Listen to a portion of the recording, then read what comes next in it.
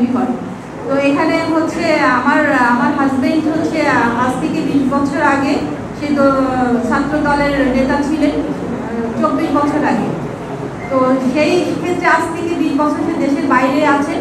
তো বিএনপির সাথে আমাদের কোনো সম্পৃক্ততা নেই এবং হচ্ছে আমার রাজনীতি শুরু আমার রাজনীতি আওয়ামী লীগ থেকেই শুরু হয়েছে এবং আমি আওয়ামী লীগ থেকে রাজনীতি শুরু করেছি। আমার বিএনপির সাথে আমরা আওয়ামী লীগ পরিবার, বিএনপির সাথে আমাদের কোনো সম্পৃক্ততা নেই। আমার বাবা একজন বীর মুক্তিযোদ্ধা ছিলেন, আপনারা অনেকেই সেটা জানবেন। আমি যুব মহিলা লীগের সদর থানার আহ্বায়ক, আর হচ্ছে আমার সঙ্গে অনেক রাজনৈতিক নেতৃবৃন্দ আছে। আর ইউপি নির্বাচনে আমি করেছিলাম, কথাটা একদম 100% সত্য যে ওখানে সবাই অভিযোগ করে যে আমি ওখানে জিতে গিয়েছিলাম, কিন্তু নানা রকম কারণে ওটা বদলে দেওয়া হয়েছিল। কিন্তু এইবার আশা করি এখন যে একটা মিটিং করে আসলাম নির্বাচন কমিশনের সঙ্গে, তো ওরা আমাদের আশ্বস্ত করেছে যে এবার একদম ফুল অ্যান্ড ফেয়ার নির্বাচন হবে, এই নির্বাচনে কোনো সমস্যা হবে না, সঠিক সুষ্ঠু অবাধ নির্বাচনই হবে।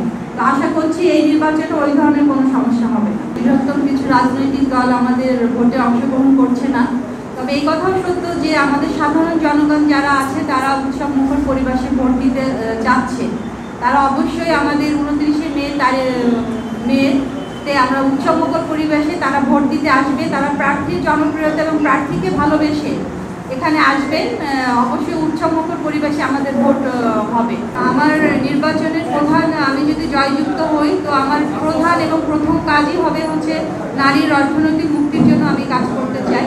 তো অলরেডি আমি মানে ব্যক্তিগতভাবে আমি একটা 300 শতক জমি কিনেছি, সেখানে আমি অলরেডি মহিলাদের জন্য আমি ভবিষ্যৎ পরিকল্পনা করে রেখেছি যে ওখানে আমি একটা কর্মসংস্থানের ব্যবস্থা করবো শুধুমাত্র মহিলাদের জন্য।